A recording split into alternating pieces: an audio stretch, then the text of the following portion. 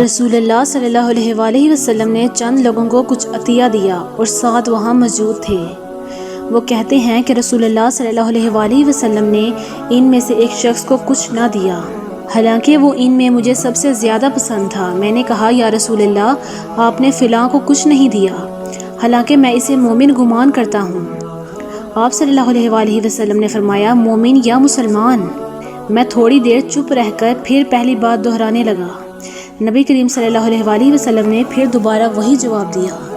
پھر آپ صلی اللہ علیہ وآلہ وسلم نے فرمایا کہ اے سعد، باوجود یہ کہ ایک شخص مجھے زیادہ عزیز ہے، پھر بھی میں اسے نظر انداز کر کے کسی اور دوسرے کو اس خوف کی وجہ سے یہ مال دے دیتا ہوں کہ وہ اپنی کمزوری کی وجہ سے اسلام سے پھر جائے اور اللہ اسے آگ میں اوندا ڈال دے۔